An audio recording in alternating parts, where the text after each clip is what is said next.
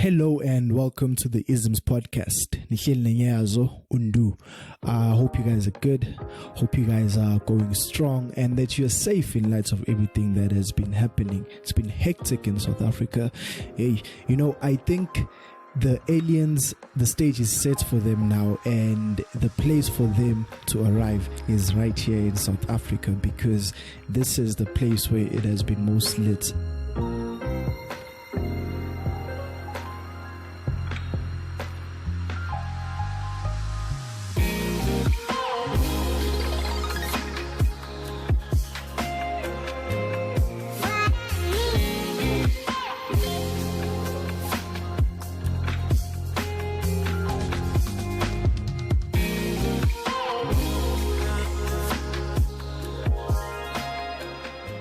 We are close to 30 years post-apartheid, and in my opinion, the educational system has done little justice in countering the mentalities that resulted from the apartheid regime. And because of this, the stench of racial hierarchies lingers on in the nation's spirits and socio-economic conditions.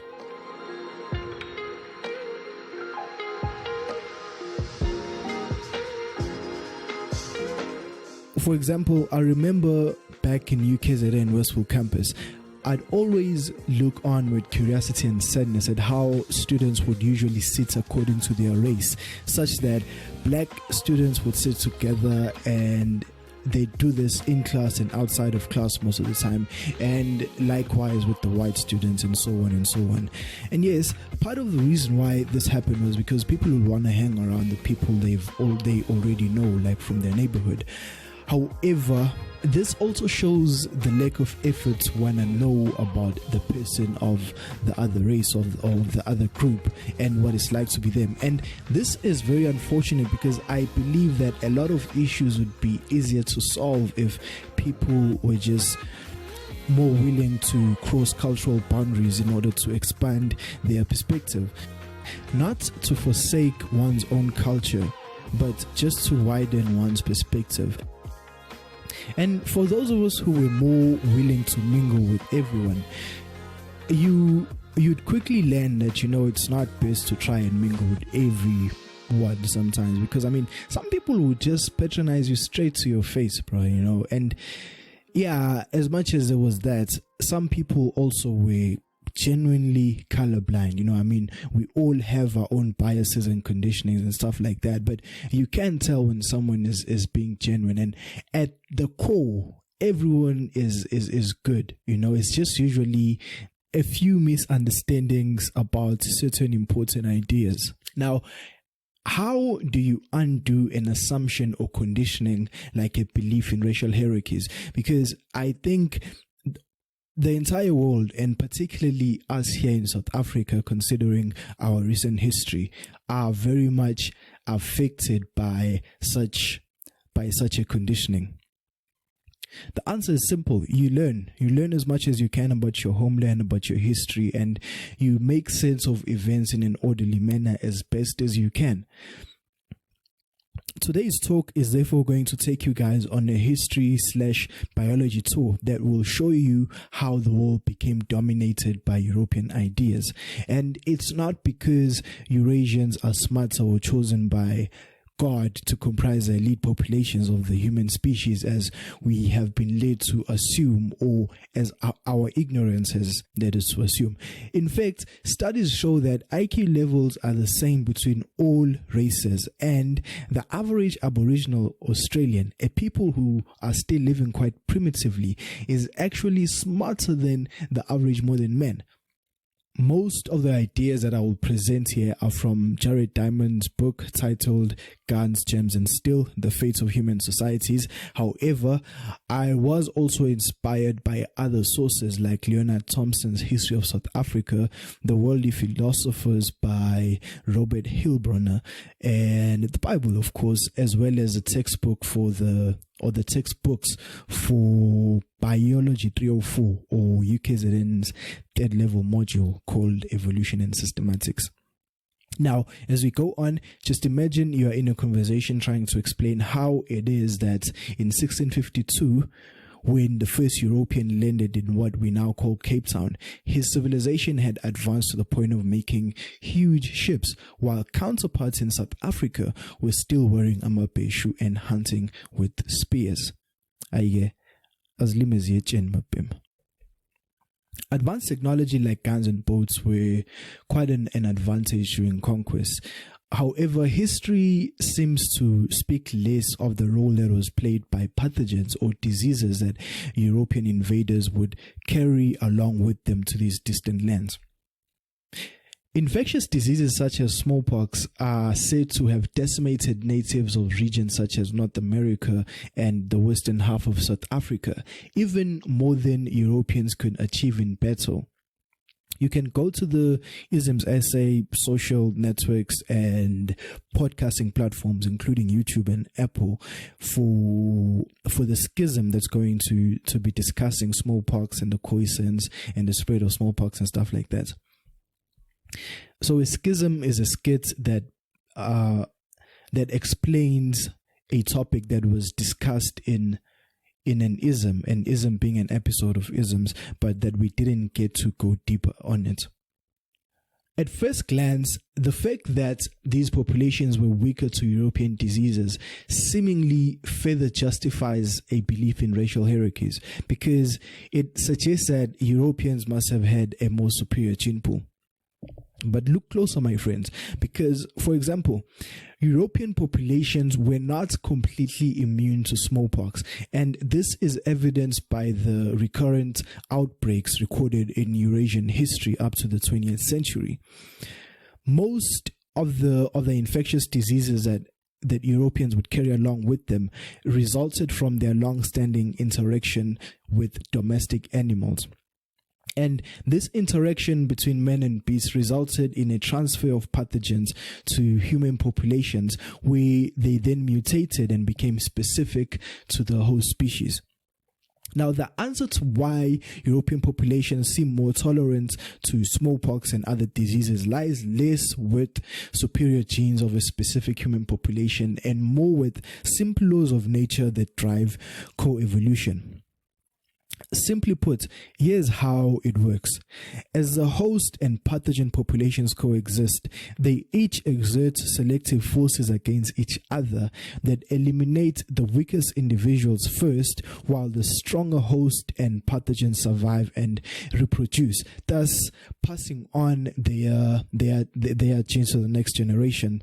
And so, as generations progress, both the host and the population become stronger, which means that the Khoisans and the Aztecs were decimated by a much stronger mutant of smallpox than the variant that Eurasians would have initially been exposed to.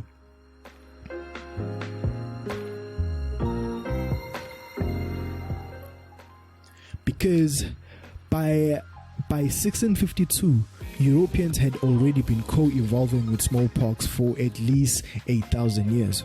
This is further justified by the fact that part of the reason why it took Europeans longer to invade the east of South Africa was that they were similarly decimated by malaria. This also happened in other places, and malaria had long been co-evolving with the Bantus, while the Bantus were much less susceptible to smallpox because they had encountered it before. Pela, Abantu are actually from West Africa, while smallpox is from northern Africa, not very far from each other. Now, although one could argue which was the more potent instrument of conquest between technology and pathogens, both are a consequence of the discovery and proliferation of food production.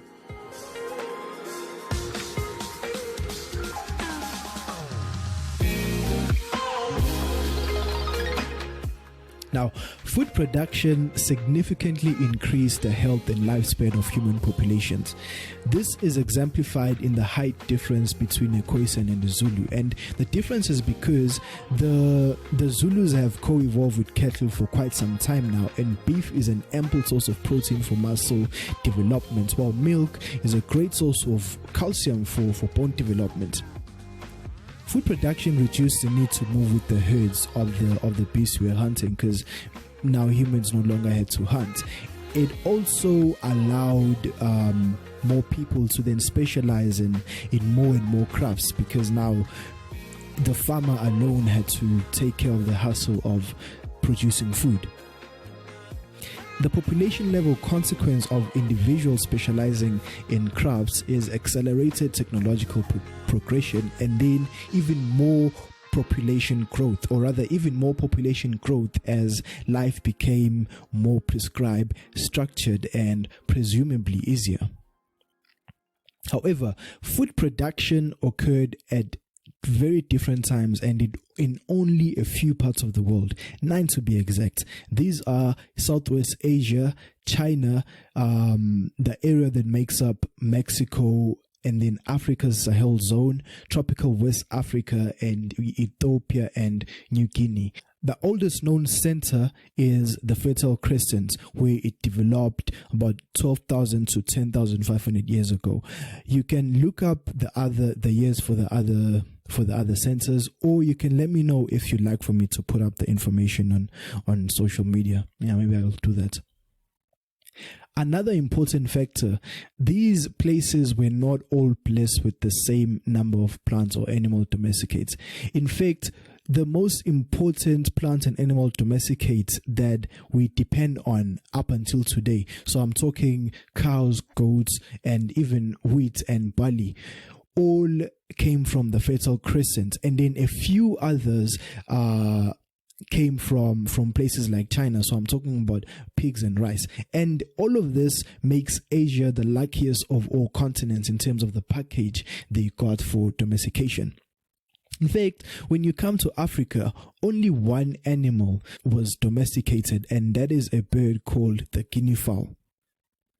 Both the start and spread of food production were more subjects of chance, local species and animal species gene pools, as well as environmental conditions, rather than because of superior intelligence or innovation.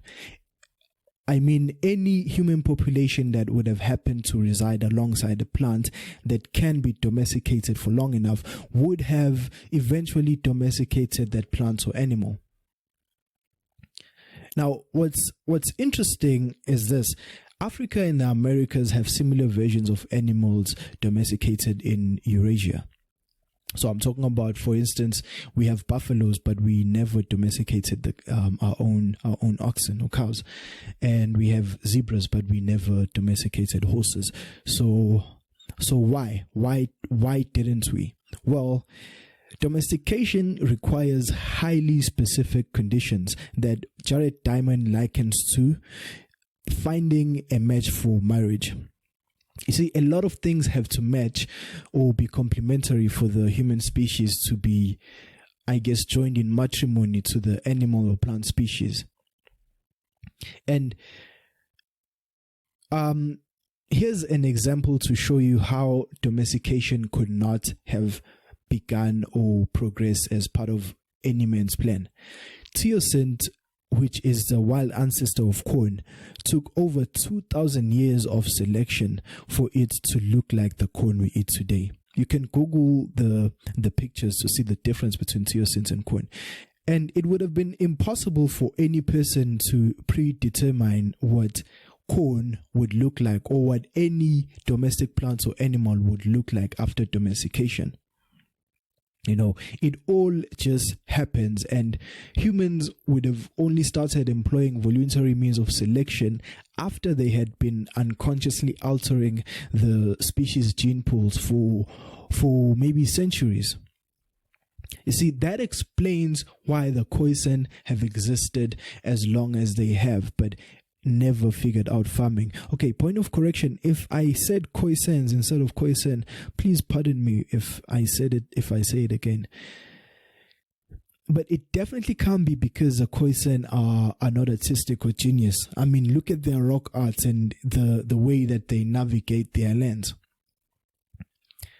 Okay, so let us look at some barriers to domestication. So some barriers to the domestication of plants include issues like slow growth, growth in very low quantities, or very low nutritional value. Now, such plants would not induce a population to abandon hunter-gathering and become a sedentary population. We'll look at some barriers to animal domestication in a second. The Fertile Crescent had some advantages over other centers of domestication that are mostly related to plants.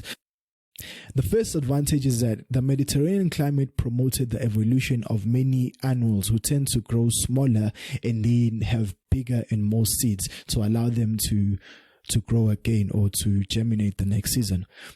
The second advantage is apparent in that the wild ancestors of barley and wheat differ very little from their domestic descendants, meaning it took relatively less time to go from the wild type to the domesticates compared to corn, that is.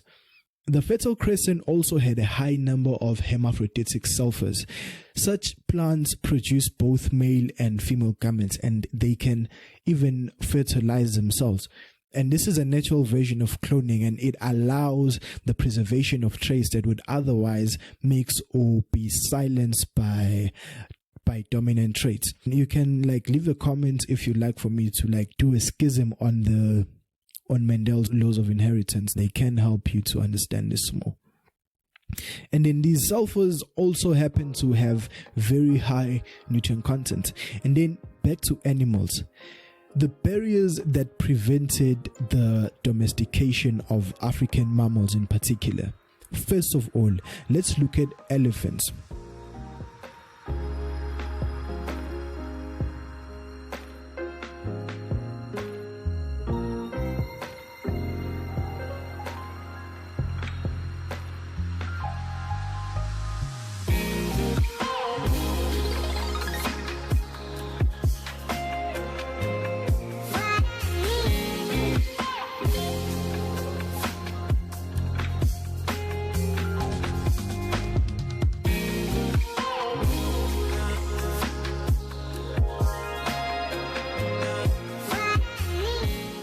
An elephant farm would just be way too big and too much to maintain. And even in India, they never tamed the elephant because of this, even though they domesticated it.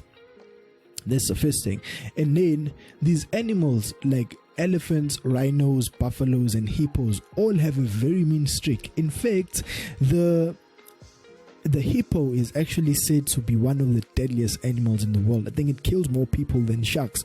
Well, sharks don't kill a lot of people actually. Another example, zebra vision is just too good to allow domestication. You can't catch a zebra with a rope because whenever you try and throw the rope at their neck like cowboy style, they'll just see it coming and then duck. Now, point is, not all animals have a social structure that will allow them to be domesticated, and some animals can't even submit. They literally don't know how to. Some animals don't even know how to not panic. I mean, some antelopes will die trying to escape because they'll just keep bashing themselves into a wall. Also, some animals cannot have sex in confined spaces. See, now, humans are not those animals. Human history is interlinked across all continents, particularly Africa and Europe, or Africa and Eurasia. So what let's say just as a local is the fact that when drought hit the Fertile Crescent, the Bible says that the events led to Jacob and his family, rather following his son Joseph to Egypt, that was now flourishing by growing grains that were originally domesticated in the Fertile Crescent. And then they enslaved the Israelites and made them build the pyramids. Awkward.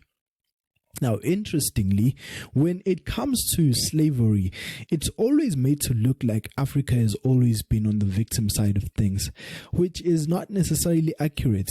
It's happened in different ways, man. It's just, we seem to have gotten the bitter end for longer, or most recently. But from a biologist's perspective, slavery can be described as a behavior or a tendency to love and be understanding towards your own group, but fear and be reluctant to the person or to other groups. And this nature is the same nature that is behind xenophobic attacks, tribal fanaticism, apartheid, bullying, essays like or dislike for Ramaphosa or Zuma, and even the caste system of India. See, now, it's good to have a cause to live for. However, always remember that no righteous cause is ever completely righteous, and no unrighteous cause is ever completely that as well. So, as messed up as it might sound, there might be a lot of things that you can learn from the enemy, or there might be a lot of things that we can learn from the not so good past. And I think this is where the white people of South Africa are sort of coming from when they say that the country was in better condition before 1994.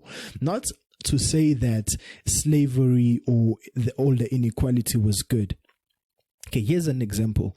The Oval Residence of UKZN Westville campus was built not longer than 2 decades ago, if I'm not mistaken. I happen to live in one of the floors, and by 2019, one of the walls of the building was already cracking and bending. The scary part was that wall was right under my room. Clearly, the building was poorly constructed. So, in the middle of the second semester of 2020, it had to be evacuated because apparently the local municipality had never even inspected the building to confirm that it was fit to accommodate students. After the students had been living there for how long? For, I think, at least a decade. And I didn't read about this in the news. Nobody was punished for endangering the lives of so many students. And I don't remember the students being compensated in any way for this.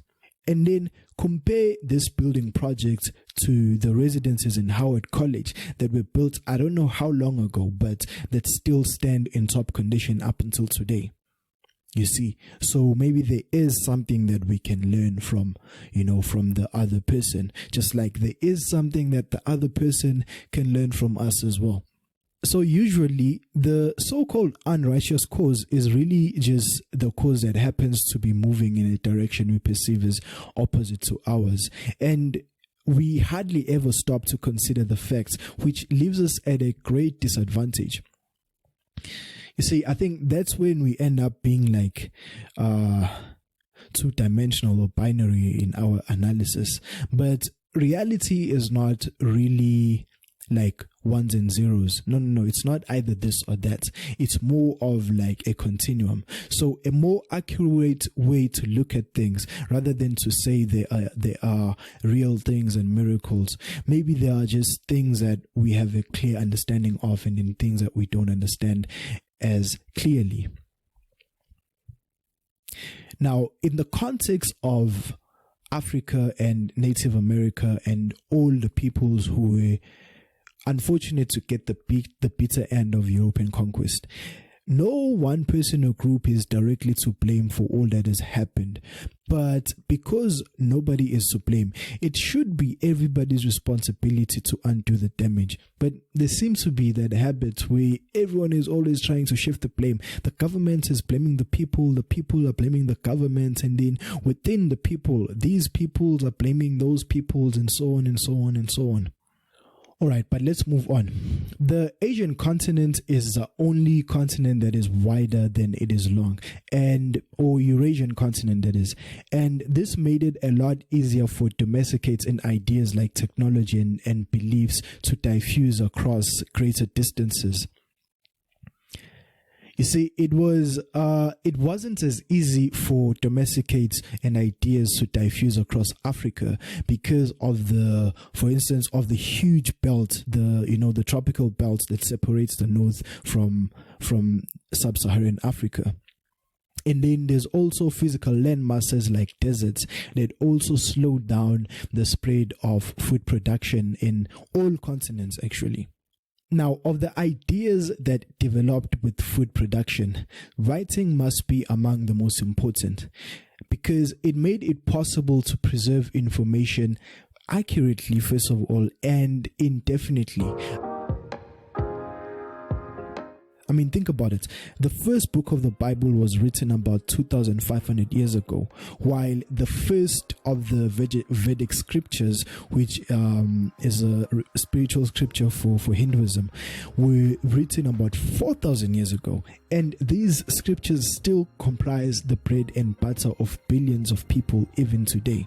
You see, so this ability also had tremendous influences on the rates at which everything else could progress. You know, trade was better, warfare, most importantly, was better, because now people could have more accurate or soldiers would have more accurate descriptions of lands that they would have never gone to, because a spy was sent prior and then they just wrote everything down. Even if that spy had been sent 10 years ago, that information is still there in accurate form. We'll have to have an episode where we'll talk about the development of writing, and even one about the development of language.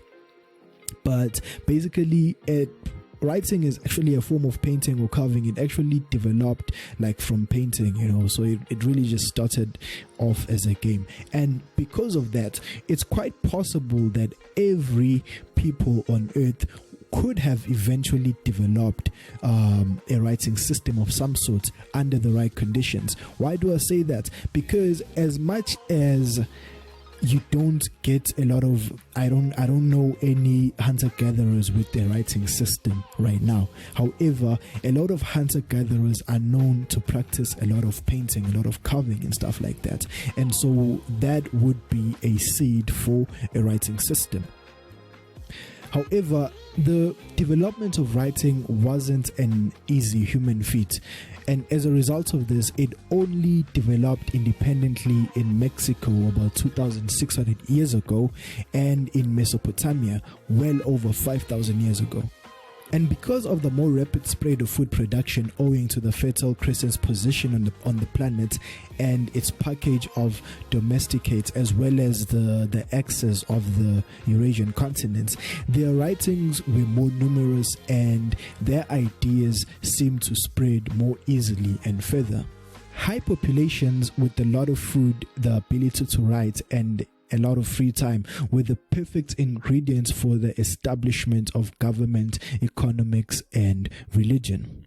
These systems like government, religion, and economics, we'll talk more about them in a schism that will talk about population growth and the evolution of ideas. They were not instigated by anyone in particular, because the seeds of them are actually present even in bands of hunter-gatherers, as the seeds for a writing system are present. So mythology exists among hunter-gatherers. There is an exchange of goods between hunter-gatherers and so on. So these ideas just grew more in complexity to accommodate the growing human populations and the other ideas that were also evolving alongside them.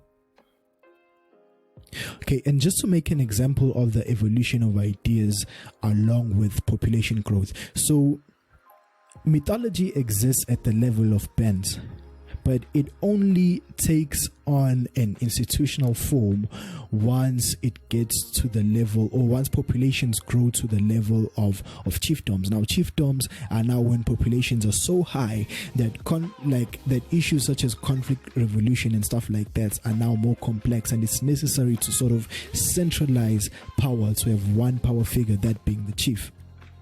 It only begins to take on an institutional form then, because then it starts also being used as an instrument by the chief to sort of guide or control the people, however you want to look at it. I mean, it has its advantages and it has its disadvantages, and that is where even these hierarchies come from, you know. And so these hierarchies are actually they are slightly a result of just, human behavior, because we are a social animal, and all social animals tend to show that behavior of sort of stratification. For instance, among dogs, there's going to be an alpha, among gorillas as well, and so on and so on.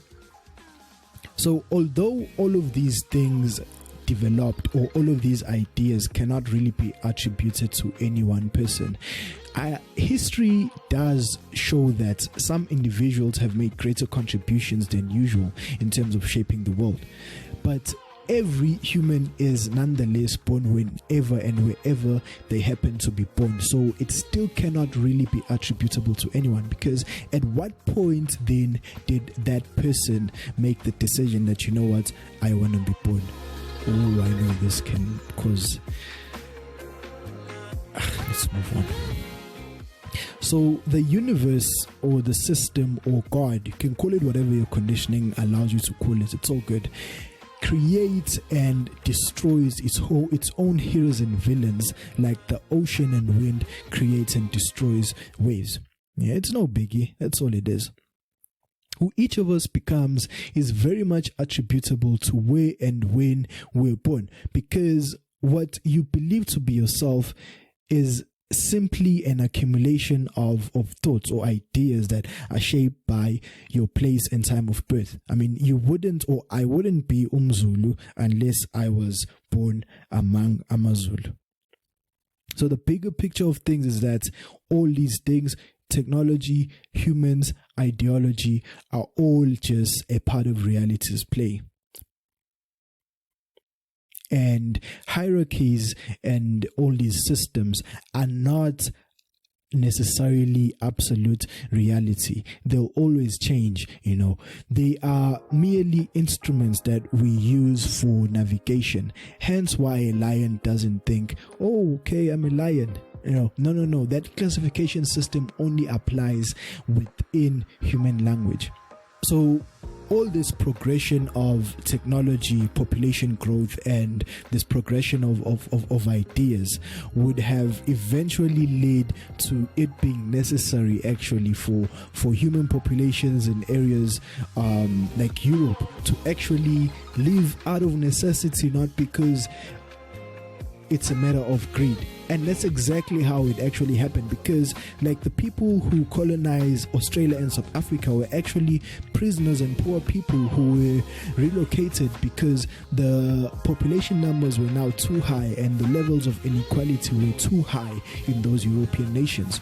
So never make the mistake of thinking your way of life is the right way of life at the expense of another's. There is a perfectly logical reason other than, I don't know what miracle or God chosen, as to why events or why things ended up being the way that they are today.